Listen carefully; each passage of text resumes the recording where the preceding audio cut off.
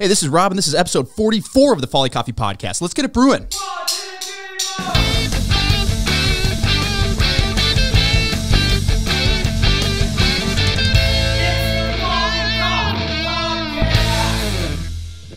Welcome. Hello. To the Folly Coffee Hype episode.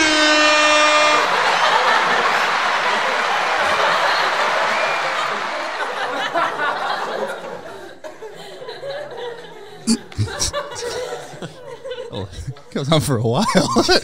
I am here with the one and only Folly Jeff Mooney, our head roaster, our coffee buyer, our taster extraordinaire.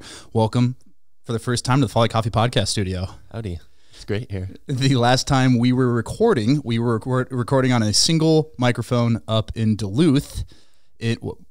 February? January? Oh my God, that was a long time ago. A long time ago. Better times. Better times? I don't know about that. They are different times. Different times, yeah. Pre-COVID times, that's for sure. Yeah. And we were up in Duluth planning, and we were thinking it was just like, oh, we should do a weekend away. Let's kind of talk about what we're going to be doing as a business, where we're going to be going with this whole thing. And it very quickly turned into like, whoa. Okay, so at this time, let's recap. We were roasting in Silver Lake, Minnesota, an hour west of the cities.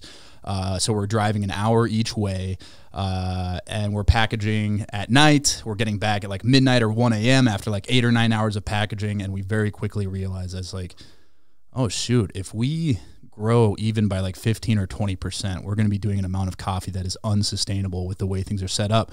And so this meeting up in Duluth went from like, oh, let's go have a fun weekend away and talk about stuff, to we have to make a plan to shift closer to the cities to be able to scale quicker and in a way that's cost effective, like now. And so the second we got back, we put plans in place.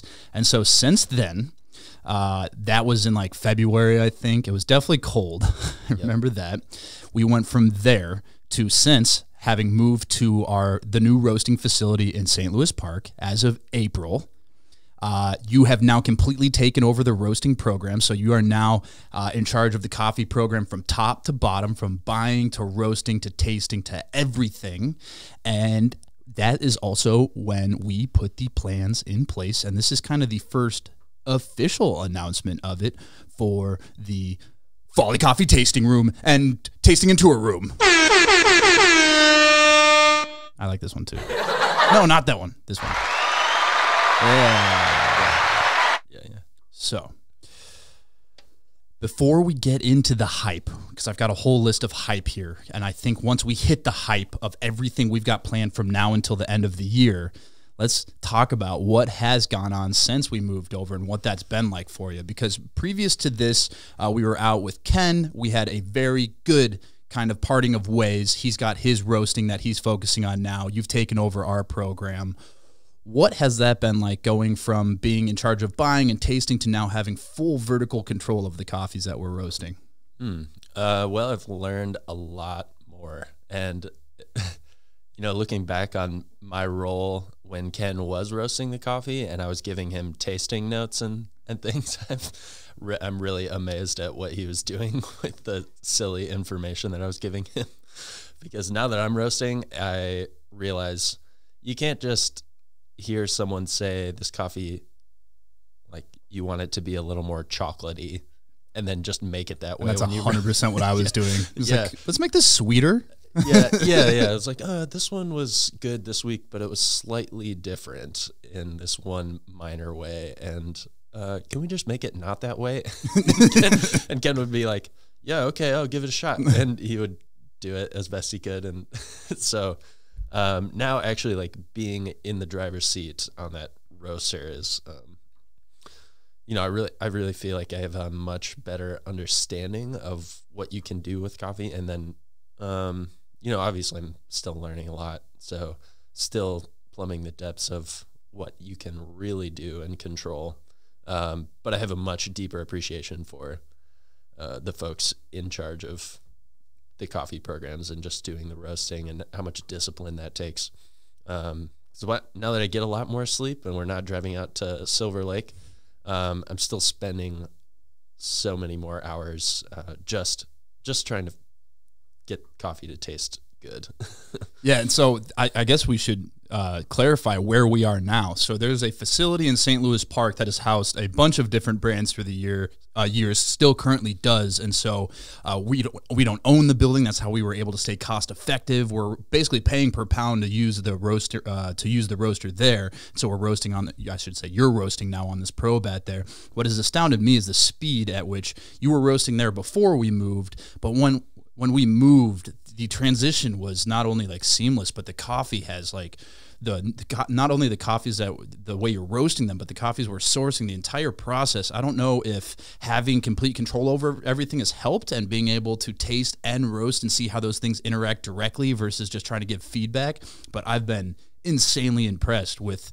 There was really no big hiccup in the transition, which was something that was like extremely nerve-wracking in switching not only who is roasting the coffee, but where we're roasting, what machine we're roasting on. And so to be able to do that is like, I think so, I don't take it for granted, but sometimes it's just like, I'm just like, oh, Jeff will figure it out.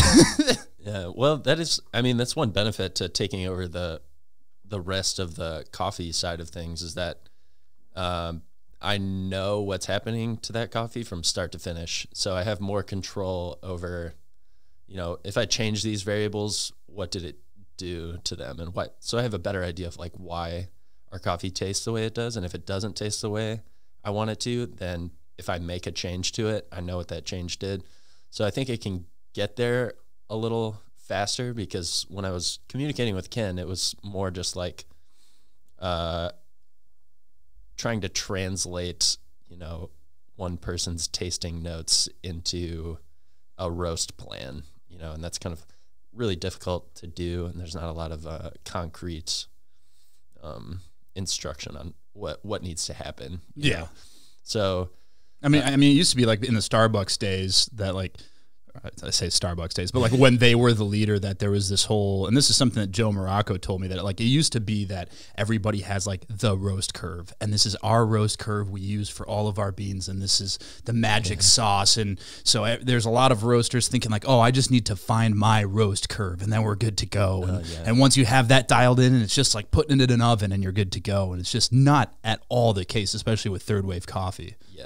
Yeah. I mean, I think now that I've roasted a little bit, I've realized how much it's just like cooking. You don't cook a chicken and a steak the same way. They taste different. They have different properties. Like a chicken tastes good, cooked a certain way to a certain temperature. A steak tastes good cooked a certain way to a different temperature. You just have to like pay attention to each coffee and treat them a little bit differently.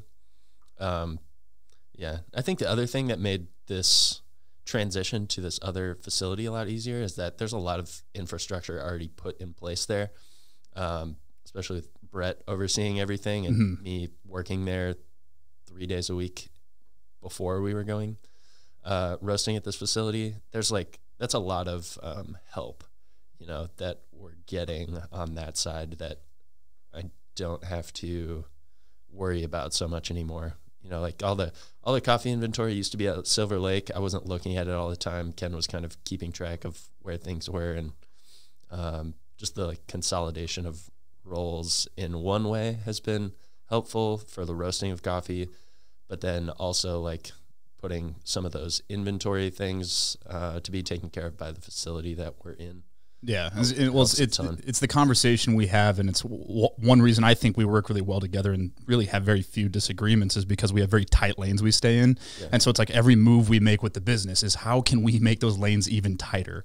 Every move we make, how can we make it that it might be more work, but is it more work within a specific lane? So for you, it's like, how can we make it so you're only thinking about coffee, that you don't have to worry about the packaging or the drive or this and that? It's how can we continue to make moves where you can have more of a laser focus on coffee, and I can have more of a laser focus on the distribution side, the sales side, the marketing side. And it's really, really nice to not have to, from when I first started the business, looking back, the anxiety every day I had, I just like assumed it was normal, but the anxiety constant I had about like, do people like the coffee? But now you have to deal with that, which is awesome.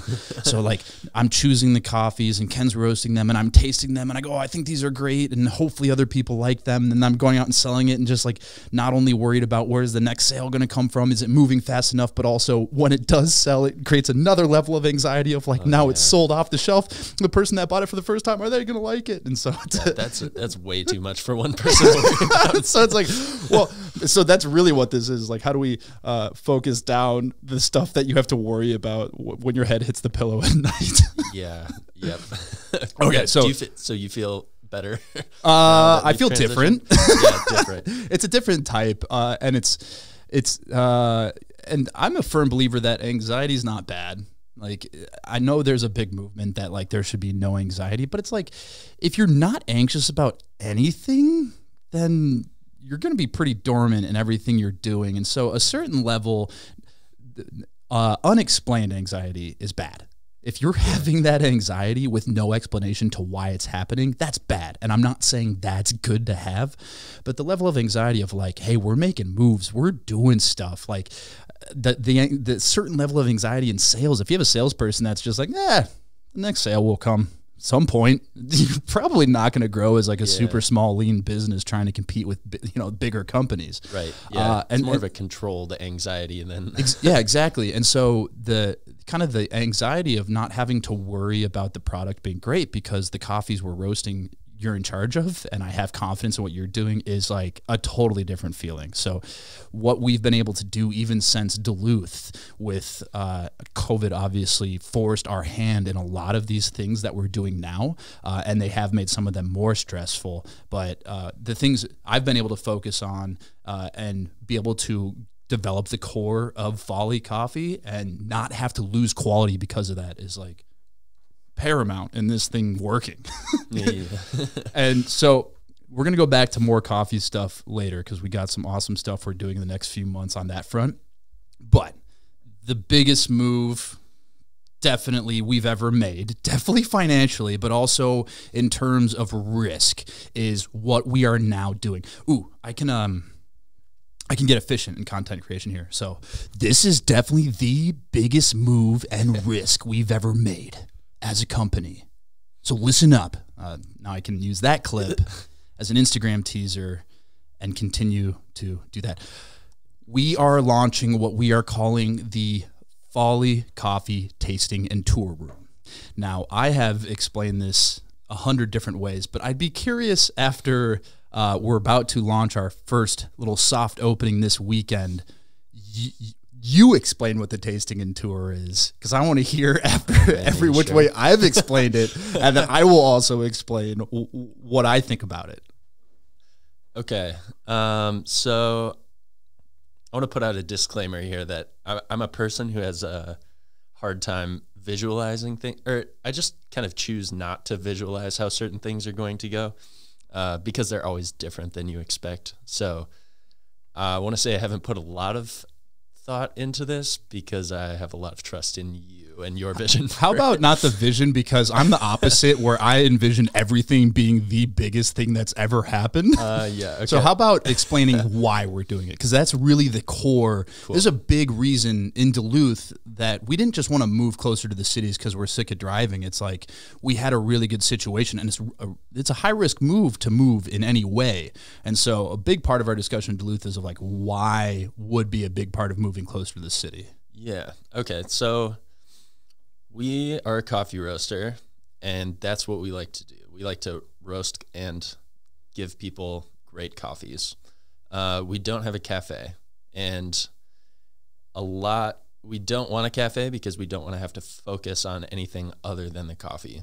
So we've kind of figured out a way to enter into like the local coffee scene, have a physical establishment of a place to go for people to go to try our coffees in a way that we care about, that's not focused around, just people stopping in and buying our coffees on their own terms. We want to show people these are our coffees, these are how we take care of them, these are how we want them to be. And so we've devised a way kind of after brewery tours, people come to our roastery, they take a tour, they see how the coffee is made, from start to finish, from green to roasted product, and then they get to try it. They get to try it as a cold brew, as an espresso, as multiple different batch brews, and we get to walk them through that whole process kind of on our own terms.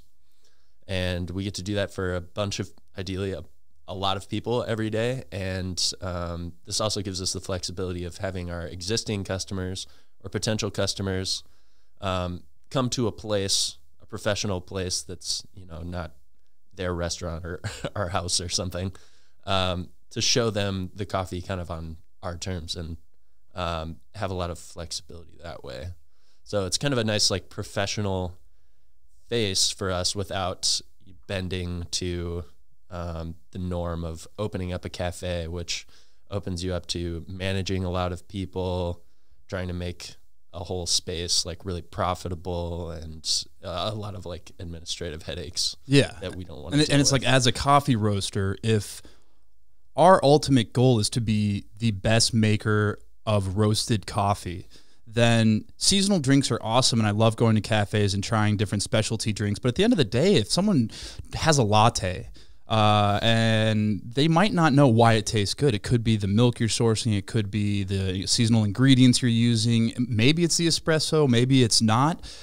And so we want to show off, and part of it is my constant pursuit of how do we do everything the opposite of everybody else.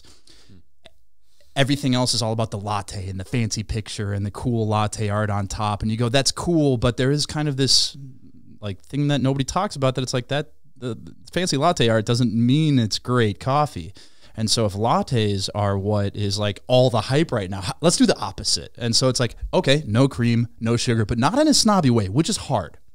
And so you go, how do you do a coffee concept with no cream, no sugar, no lattes without coming across as super snobby?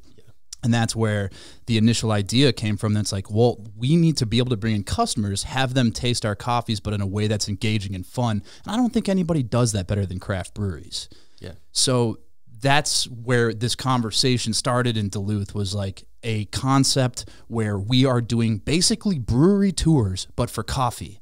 It's going to be tours of 12 people at a time. It's going to be super high energy. I'm leading the tours, doing with music in the background being absolutely ridiculous. You're at least initially going to be leading the tastings. We just hired an awesome team with a ton of experience. It's going to be super engaging.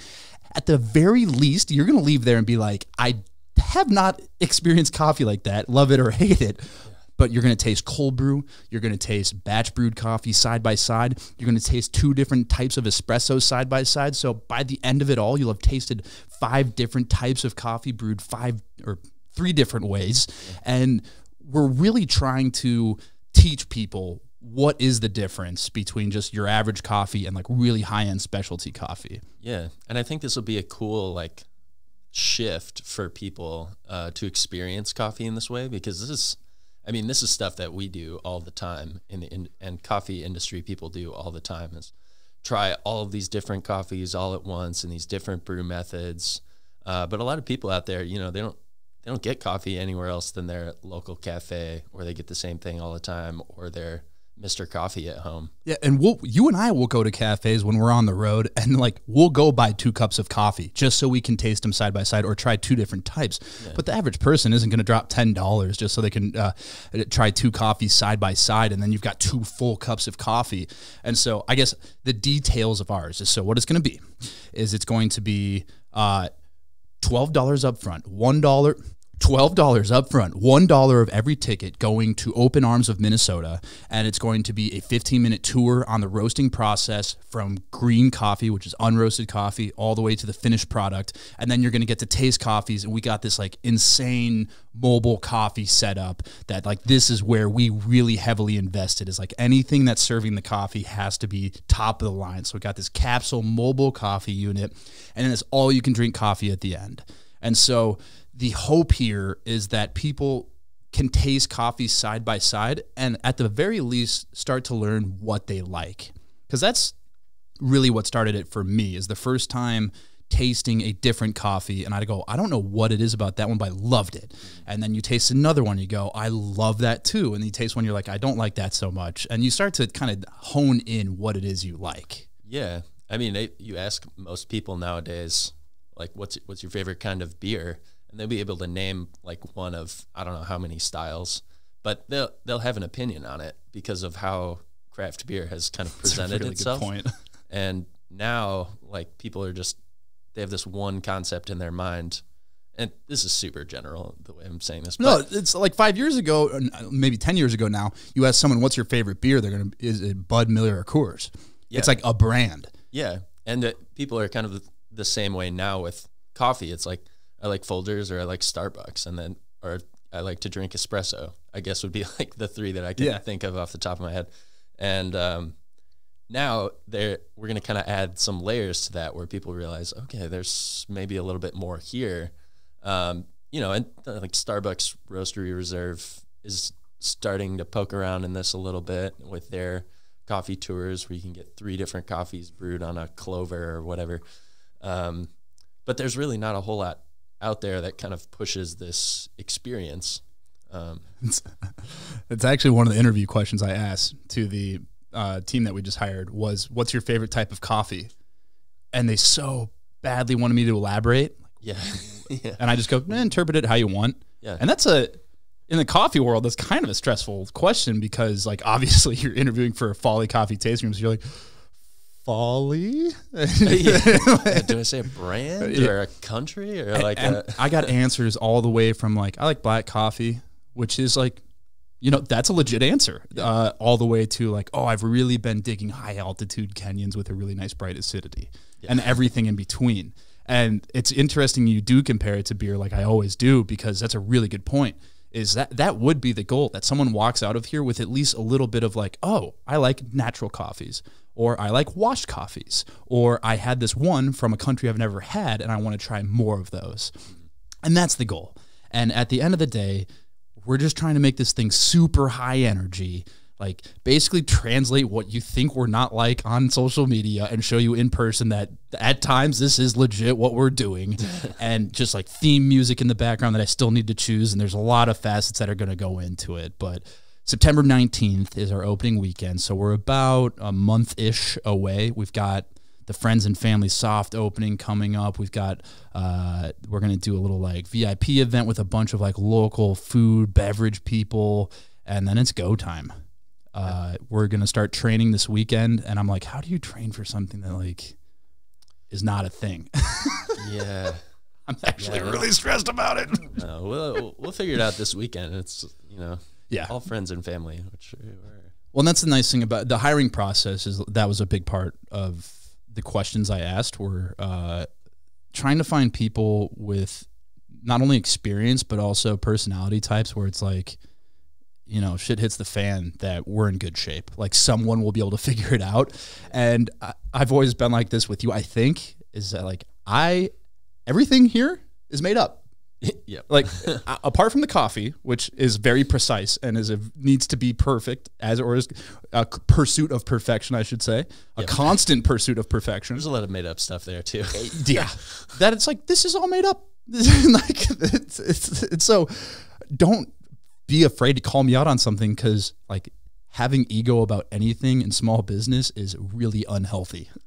Yeah. Because it's like, how did you decide to do that? You go, like, did it and this happened. We did it and it worked, or we did it and it didn't, and I just won't do that again. And then you just fail fast. And it's a bit of a cliche in business, but if you're going to do something wrong, like, that's a good way to live your life. Yeah, like together. If you're going to do something wrong, make sure that someone around you is comfortable enough to tell you, like, hey, this is wrong. And so I'm confident we have a team now. It reminds me of this. They did this, and I'm going way off track, and then we'll get back to the hype. But this really interesting study they did into why planes were crashing. And they're like, how is it that you can have 3 people in the cockpit, one main pilot, one co-pilot, and one person just taking the readings, and this plane can still crash running out of fuel? How did that happen? And what they found out is that there was always one very experienced pilot, and that the other 2 people consistently felt like they were inadequate to call out something, because they go, well, they definitely know about this, so I'm not going to tell them the fuel's running low, because that's just insulting. And so what they now have experienced pilots do is, even if they've been flying constantly, they'll have them go in the cockpit and say, hey, it's been a little bit since I've been in the cockpit. Like, if you see something off, just let me know. And it just, okay. So now if I tell them, it's like they're a little rusty. I'm doing them a favor versus like, I don't want to come across like I'm being a jerk to someone who's been doing this way longer than me. That's pretty interesting. So there were a lot of cases of that? Not a lot. Okay. No, just like a couple, but they're like, how could this be happening at all? Still, yeah, that's a good, good to take down that barrier, you know? Yeah. And so I do that consistently where it's like, hey, well, and I don't have to do it and say like, hey, I have a ton of experience. Don't be intimidated. It's like, we've been doing this for a couple years and I had no experience before that. So, and then you leave a lot of room for people to add things to it. Exactly. And you get better faster. Yep. Cause it's like, hey, I made all this up. So if something's stupid, I probably don't know it's stupid. Like, the coffee scoop, 5 pound coffee scoop, 5 pound coffee scoop for like legitimately like 4 or 5 months into Folly. I was using a metal scoop to individually scoop coffee into bags. And then I saw the guys over at Wesley Andrews using a coffee scoop that had a funnel on it. And I was like, what is that? And just, yeah, stuff like that. So the more people you have around that are comfortable calling you out, the better. So that is the tasting room. So this weekend, this episode will literally be launching on the day that we are doing the little soft opening where I anticipate a lot of things will go wrong, but that's why we're doing it is basically tell friends and family, like, be critical, but not publicly.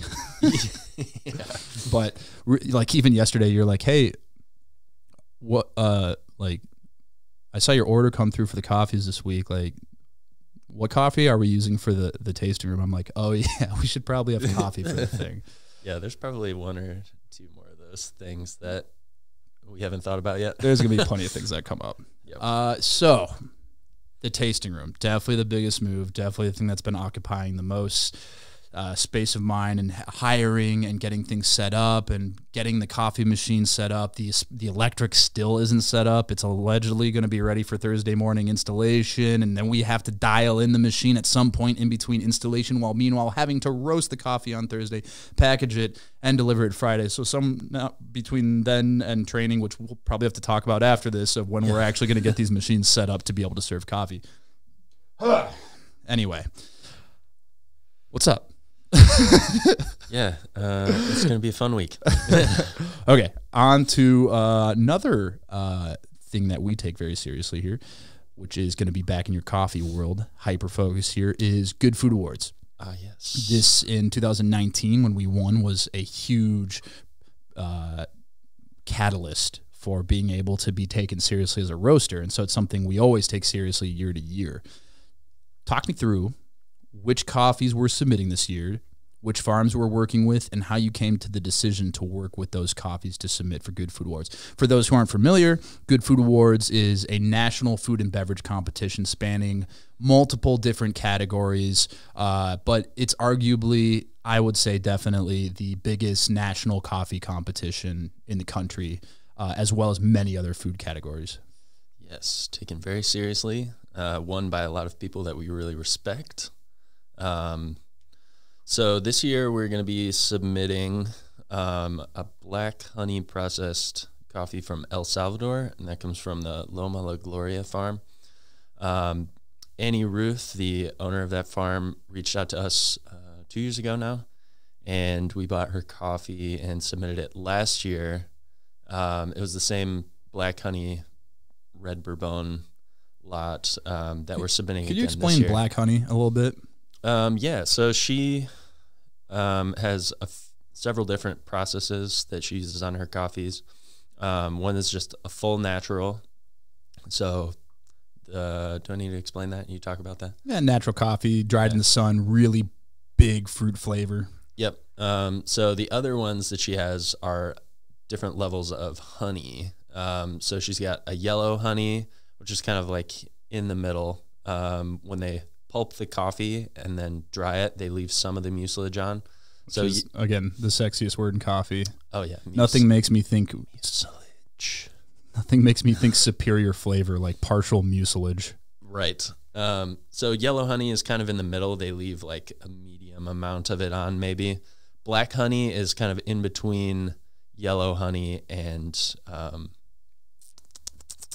natural. And there's a red honey in there too. They're all kind of just like different levels of fruit left on the coffee seed while it's drying, essentially. So it's a little bit fruitier than a honey or a washed would be. It's just kind of got more of those fruity sugars in there.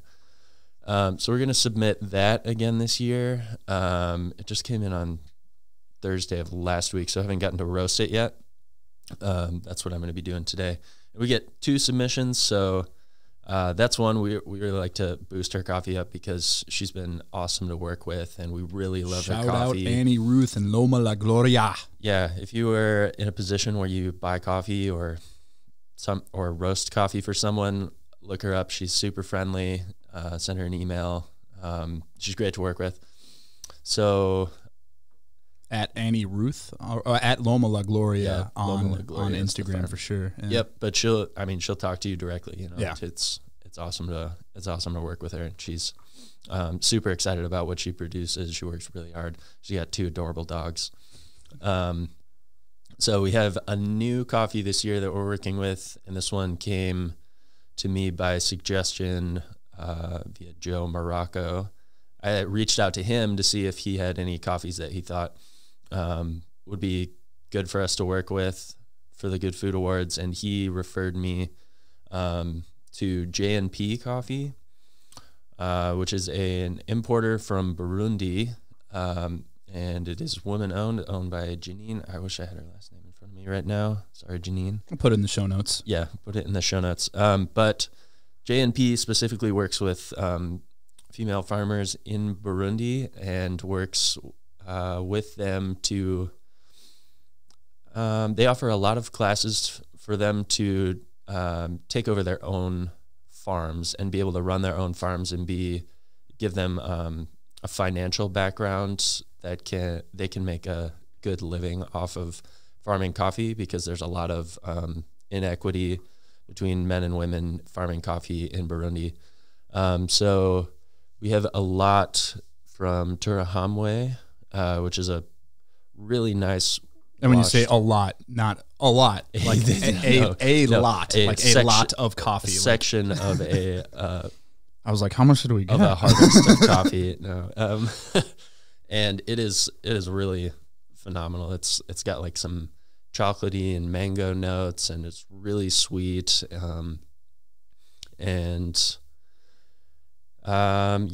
really excited to roast that and work a little bit closer with J&P, because this is I've only became aware of them like last month or so. And this right here is a prime example of like being able to specialize in roles, even though I do miss in a lot of regards of researching coffees and looking through the list and seeing what's available. But the level to which you know our coffees, both from a flavor profile, but also being able to make sure that like the farms we're working with, the importers we're working with, that we're getting price transparency, and that not only are we paying like well above fair trade prices for our coffee, but that the farms are doing everything right that we're looking for. And there's always room to grow in that regard, but just hearing you describe those coffees and knowing that we're working with those farms, it's awesome to know the full story and feel like every coffee is fully vetted out. That's just continuing to improve, which is awesome. Yeah, I mean, it's looking for these coffees. It's been really amazing we're super fortunate here to be connected with a lot of people, and a lot of people who are trying really hard to do some really impactful work in coffee. Minnesota goes under the radar in the coffee scene, man. I'm telling you, it doesn't get talked about on the national level, and it is less. The third wave market, I think, is a little less mature than like your West Coast markets, and even a couple like like Austin down south or out east to a certain regard. But like, when you talk about major players within the coffee industry and just people that work here, we have these we were able to build this insane network of people that can connect us directly to farms or new importers or just new sources of information that is not very common when you look at other places around the country. Yeah, I can't imagine what it would be like to try and start a whole coffee program without just all of the kind of underhand tosses that we've gotten. Well, and that's the other part I will say, going back to what we were talking about earlier, is like just being very upfront that it's like, hey, I'm going to let you know that this is all new to me, whether it's fully new to you or not, just saying upfront, like, this is not my expertise. I'm leaning on you because you're the expert. That makes somebody want to, like, somebody will want to help you more if they feel like you're not just pandering, because you're like, you know more about this than me. Will you explain it to me? Yeah, I think that's usually true. It's definitely been our situation. I think if you were to reach out to some people in the coffee industry, you maybe wouldn't get so much help. Yeah.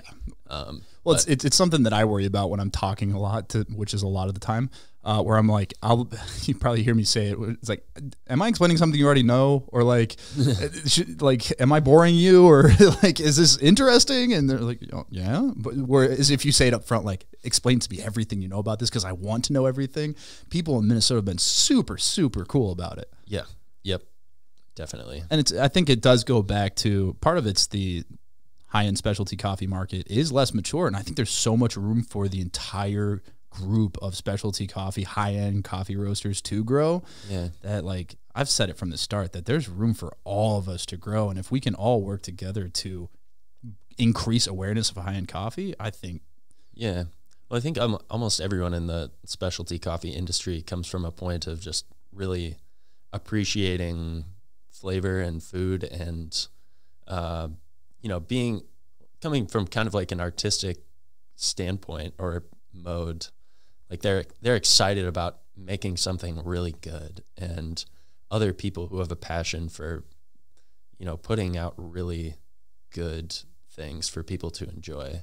And so there's a lot of camaraderie there.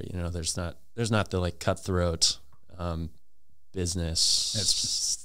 Yeah, you know more about that. I've got really bad news if you're looking to be in a super lucrative, high margin, there's better places to go if that's your end goal. And so I think that's part of the reason that the people in this industry are not in it, because they're like, I'm here to get rich. It's like, there's at least some level of passion or something about this industry that attracted them, where the business part is rarely like the number one focus of why somebody would get into coffee, especially like high end, like third wave specialty coffee. Right. Yeah. So we're super excited to put those into the running for Good Food Awards this year. And even before the Good Food Awards announcement, we'll be putting the, if I'm saying this correctly, we're using the Loma Gloria in the house bean, and the Burundi will be featured in the winer. Yep. Starting Thursday. Yeah. So if you're hearing just in time for the tasting room for me to do the first roast of those. Yeah. So, but by the time it's officially open, those things are going to be dialed in beyond belief.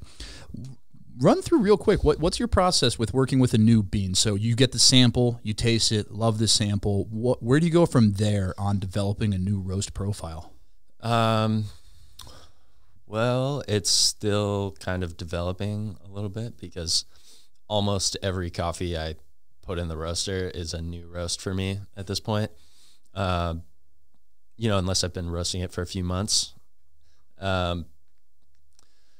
The way I'm going about it now, or my approach with these coffees specifically, will be, we've got the 1 kilo Alio bullet roaster.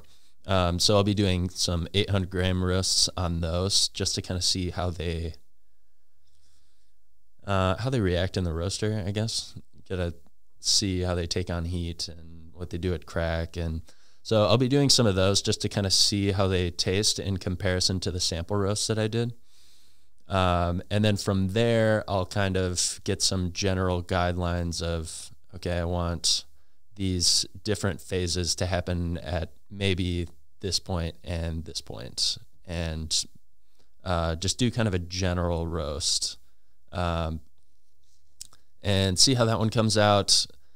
I'll taste it. Hopefully I can get enough insight from the sample roast, the bullet roast, and the first full production roast on the ProBat, to kind of give me like a little bit of a triangulation of flavors to work with. And then yeah, just kind of go from there. Like if it's too, it's hard to say. Honestly, per bean, especially for these two coffees. These like I've roasted one Burundi coffee before, and I'm sure that this one is going to be way different, just based on the sample roast. So I have a general roast profile that I like to start out with. It won't under roast it, it won't over roast it. So I'll start there and then try and identify certain flavors I want to try and pick out of there, and make some guesses at what power and airflow changes I need to do to kind of modulate that flavor a little bit. Yeah, there's that. I don't know how specific. The second I asked that question, I see the stress level rising the second I answer that. You're like, well, where do I start? Yeah, I mean, like, I really don't have. I think the way you answered that showed the process. There's no one clear path. I mean, it is just a process. Yeah. You know, I'm not an experienced enough roaster, and honestly, I don't know very many roasters who would be like, I know what I'm gonna do with this. Yeah. This coffee when I put it in the machine. Yeah, it's like cooking. Yeah, you know, it takes a few times to get it to where you want to be. Like once you're at like a really high level, you've done it a million times, like you probably know what's going to be there, but I'm just not at that level yet. It would be like baking if every 3 months the flour you had changed, because the beans you're working with, we rotate our beans every 3 months. So it'd be like baking bread and you have a recipe, but then 3 months later, it's like, oh, the flour's completely differently and you're using a different yeast and you're using a different oven. It's like, yeah. And if you're a super good baker, you can maybe make it turn out really well if you know how that flour is going to react in the oven, or how that yeast works or whatever. But if you're not super experienced, you can get that bread to a really good point. It's just going to take more trial and error. All right. 2 more things to hype. The new website. So far, tasting room, definitely the biggest thing. On the coffee front, Good Food Awards is something we always take really seriously and bring in some really bomb coffees for that. The website is something that's been a work in progress. So COVID goes down, I go into a hypermanic panic mode and learn how to build a website in a couple days and launch a new website that worked well. And I was actually pretty happy with it. And we were able to have a good subscription service. But a few months into it, I go, you know what? It could be better, because a lot of customers are reaching out going, hey, I see you have your monthly subscription. I want to buy coffee every week or every 2 weeks, or can I get 2 bags of this, or can I get a 5-pound of that? And I was like, well, we could say we just built a new website, figure it out, or we can go, we can get better. Let's get better. So we work to build a new website. There's been a lot of kinks we've been working out, but it's finally the point that now the subscription service is better than it's ever been. You can now do weekly, bi-weekly, monthly, because it's like, if customers, this is what I've learned about digital, because I don't come from a digital background. If a customer is reaching out to you about something, every customer is probably thinking it in some sense. Because like, how many times have you thought of ordering something and you just don't, because it's not exactly what you're looking for? Because there's so many options out there. Yeah. And so I'm like, oh, if usually it's somebody I know personally, so they're like, hey, I actually want to help him. But if a customer is reaching out and saying, I would really like to order 2 weeks because 1 bag just isn't enough for a month and I am running out, that probably means a lot of customers are having the same issue. And so that was like, well, if we're in a constant pursuit of getting better, why wait? If we can find a solution that makes sense. And again, moving fast and making decisions quickly can lead to hiccups, and there are definite hiccups with this new website. I think it's been down 3 times in the past 2 weeks, but we finally got to a point that I'm like super happy with the service of the website. And we also launched on Amazon a month ago, which is also a learning curve. Oh, yeah. Yeah. And that decision for me was kind of tough, because I've always kind of been like, oh, Amazon, it's not perfect for freshness. It's not like ordering directly from our website where we roast it and then ship it directly to you. A few different things went into my thought process of ordering on Amazon. First was, we have the nitrogen flusher, which made me more comfortable. The facility we roast in was awesome. They're really great at trying to continue to push like coffee processes. And so we now have access to a machine that sucks the oxygen out, flushes it with nitrogen. We're still in the process of testing the overall effectiveness of it, but just having our bags be flushed with nitrogen made me more comfortable with a 120-day shelf life selling our coffee on Amazon. The other part was I was listening to a podcast about Amazon, and I realized that like podcast is almost as much of a search engine as Google. Amazon is the search engine for products. And I was like, oh, I don't know about that. And then I go, oh, wait. Anytime I'm looking for something new, Amazon is the first place I check. So how many people, when you go, well, somebody who's into really high-end coffee probably isn't searching on Amazon, but what about someone that's looking for their first ever high-end coffee? Wait a second, isn't that what we're trying to do with Folly, is introduce as many people to high-end coffee as we possibly can? And I was like, oh, this is a priority. And that led to 8 weeks of trying to get them to approve our products, trying to get someone who's a human in the midst of COVID when everybody is focusing on launching on Amazon, and that took forever. And we're working with the Voyager group, who's been awesome. Shout out Voyager group. I've got a phone call with them later today. Shane over there did an awesome job at taking my manic phone calls at whatever time of night and day, and we got the thing launched on Amazon. So we now just shipped our first pack of sampler packs out there, and it seems to be going off to a good start. Still have no idea what that is, but excited to be there, and that was the decision that went into that. We also have new merch. We haven't launched it yet. We're going to launch it on International Coffee Day. I don't know if you knew that, but news to me, but I knew there was merch. Yeah. We have shout out Niles at Deneen Pottery. So Deneen Pottery makes these amazing ceramic mugs. If you're from Minnesota, you either own one, or you know someone that owns one, or you've seen a company that sells them. And I've just been like, the brands I'm obsessed with are brands where you're just like, why do I know that? Like, why do I know the name of this guy who makes, like, this company that makes mugs? And having worked with them, I totally get it now. The mugs came out, first of all, they came out amazing. Like, yeah, they look really good. So we'll be International Coffee Day is like September 22nd. So we'll basically be launching that like right after we have our first weekend at the tasting room. So it'll be like this really fun, exciting week.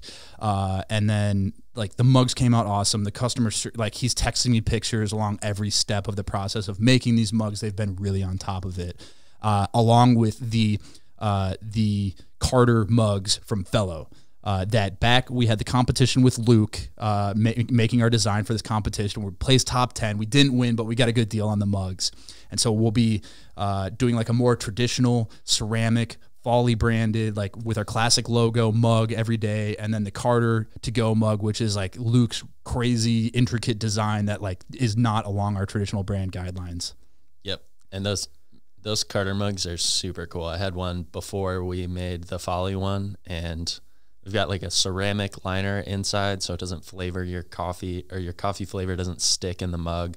So if you like to drink a different coffee every day, it's not just going to taste like old stale coffee. And then like the lip of it comes to like a pretty fine point, not sharp, but like, so it's like drinking out of like a glass, even though it's metal. Comfortable on the mouth. Yeah. So we'll be launching those.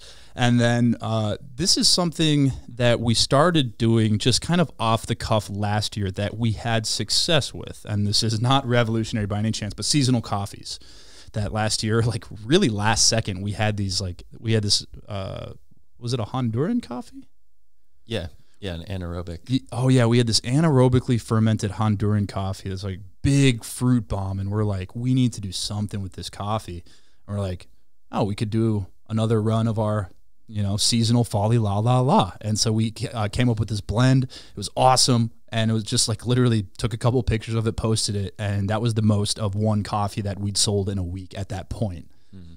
I was like, oh, we're working really hard on other stuff that's selling less. Like we should put more focus into this. And so we've got, I'll explain like the marketing and what we're doing behind these two coffees. And then if you want to explain what we're going to go for on the coffee side. So the first one is going to be called, it's a Halloween coffee that's going to be launched in October called The Darkest Day. And if you follow me personally on Instagram, you've seen it, but I found this designer to come up with this really, really badass Folly skull design where like the eyes are the X in the coffee mug, but hyper like realistic, but like cartoon. And it's going to have like the branding. And we're doing another run of the Deneen mugs behind that. So we're doing a limited edition mug and coffee during the month of October. And by the name Darkest Day, you may already kind of guess. It's a dark roast. I wish I had a button that one like, what does this one do? Oh, hey, that's good. That worked really well. Yeah, nice. Yeah. So we're going to do a darker roast for our Halloween release. Still kind of finalizing what those coffees are, but it's also probably going to be a blend. Which, by the way, if you're not familiar with what we do, these are terms that you do not hear within the Folly portfolio. Dark roast, we do a wholesale dark roast, but this was something that we developed for a while in terms of like we want that dark chocolate but not the bitterness. And then blend is like, okay, people have been, people ask for it, and we're just like, no, we specialize in light roast. Yep. And we stick to single origin light roasts, but we still like dark roasts and blends and stuff. So it's fun. It's fun to play around with those. That's why this is the darkest day. Yeah. No, they sold out. It's the darkest day of a dark roast blend. This isn't the Folly I know. Yeah, there's nothing wrong with blends. There's nothing wrong with dark roasts. Like they're fun, and we like to play around with them every once in a while. So yeah, this one's gonna be really dark, probably darker than our casual Friday. Which is our wholesale dark roast. Our wholesale offering. And yeah, it's going to have some nice molassesy notes, dark chocolate. You're going to want to drink it at night. Maybe. So keep an eye out for that in October. And then we will be relaunching the Folly La La La. Yep. So and we're going to try and model it after last year's. Some chocolatey notes, but something really fruity and fun. Kind of like a fruit cake. Yeah. Fruit cake, but not crappy. Yeah. Worst cake of all time. Yeah. So that will be another holiday release. So between... So tasting room. Good Food Award coffees going out this month. Keep an eye out for those. We're on Amazon. We've got the new subscription service. We've got the merch launch on International Coffee Day, which will also be doing a promotion behind our new branded sampler pack, which just like kind of happened. And like I was like, okay, it's a thing now. And then Halloween, Christmas coffee. That's why this is the hype episode that I was like, we could talk about like, we need to have something where we like have this in one place where if somebody's like, what's up? What have you been up to? Because I'm like so sick of just being like, oh, staying busy. Oh, with what? Couple things. Yeah. Yeah. If Rob ever says that to you, he's lying about something. And then the last thing, which is like low key a brand new business, but also like, I don't even know if you can call it a side hustle at this point because but we are launching a Folly coffee hot sauce. This one doesn't go quite as long. Okay, I'll turn that off. So we filmed a couple episodes and we filmed a third that I need to edit, but Kevin and I, Chef Kevin Kokenauer, we did a YouTube episode on, we're doing coffee and cooking. And so I challenged him to make a hot sauce made with actual brewed coffee. And it was going to be a fun episode. Cool. I get some free hot sauce out of the deal. And then I tasted it and it was like, dude, it reminded me of when Brandon brought me cold brew that led to starting Filterra for the first time, where I was like, I haven't tasted a hot sauce. At the time, it was cold brew, but I was like, I haven't tasted cold brew like this. Then he brings me this. I'm like, I haven't tasted a hot sauce like this. And it's like, it's smoky because it has a smoky blend of peppers, but it's got habaneros. It's got a little bit of a kick, but like not enough where it kills the thing. And then the coffee it wasn't gimmicky. And that's what intrigued me, is it kind of rounded out the flavor profile. Oh yeah. You can have it on so many different things. You can eat it every day. It's the tagline I came up with for it that I'm going to pump out everywhere is perfect on eggs, great on everything else. Yep. I love it on pizza. Yeah. Oh man, it's so good. And you know, it was something that I brought it up to a couple people that we sell coffee to, and they're like, yeah, if you make it, I'll buy it. And I was like, oh. And then comes the existential crisis. Am I taking on too much? Probably. But the things I like about it is, one, is it's within our wheelhouse of what we're doing. It's selling to similar people, and it's something that like we both really enjoy because you're going to be involved in it as well. So it's going to be me, you, and Kevin.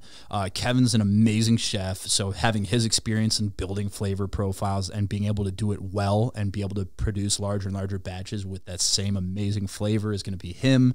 And yeah, so that's going to be another thing that we're actually submitting to Good Food Awards, and the Scovie Awards, which is like the Good Food Award version of hot sauce. And that's kind of like, I don't know what that'll be, and I kind of like that's what it is now, and treating that differently and letting the hot sauce kind of guide what happens with it versus Folly coffee, which is like you have to go out and pound the ground to be able to get anything moved. And this one's going to be more like, let's let the growth happen and see what the feedback is and see what works and go from there. Yeah. At the very least, we brought a beautiful hot sauce into this world. And that's kind of the fun thing about this one is it's not like coffee or cold brew. Like if you're going to start a coffee roasting business, or with Filterra starting the cold brew business, there's a lot up front that needs to go into it. Whereas with hot sauce, it's like you find a commercial kitchen that has the right things to be able to make it, find suppliers, and then you can start making and bottling it after the full approval process. But thankfully, I've gone through that 2 or 3 times, and I kind of know what goes into that, which we also have our inspection for the tasting room on Tuesday. Yeah. So hopefully, by the time... No, this episode will come out before our final inspection, but Amy at the city of St. Louis Park has been awesome to work with. They really helped us in building a plan of food safety that worked for what we're doing, which is like mobile coffee units.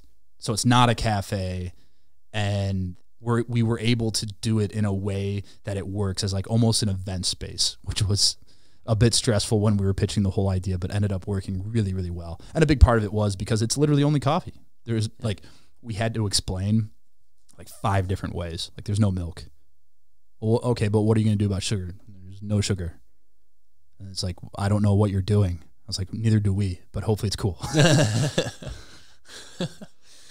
Yeah, just coffee and water. That's it. Coffee and water. It's, fairly safe. And, you know, obviously COVID continues to be an incredibly stressful situation, but ironically, the setup of a tour and tasting room is small groups of people in a very controlled environment versus a cafe, which is really unpredictable and a lot of different ingredients and things going on. So ironically, the setup we were already planning, we were able to put in a very effective, simple plan of hand sanitation, temperature scanning, waivers at the door, and such a large facility we roast in now that distancing is way easier than if we were in another scenario. And so there's a lot of things that are stressful, but you kind of go, we got lucky on like a lot of things in this process. Yeah. Yep. And we're going to hopefully keep falling forward. That is a great way to end this episode, and probably the unofficial Folly coffee business strategy is let's keep falling forward. All right, dude. Yeah, enjoy your technical day off here. Yeah. And have a good day.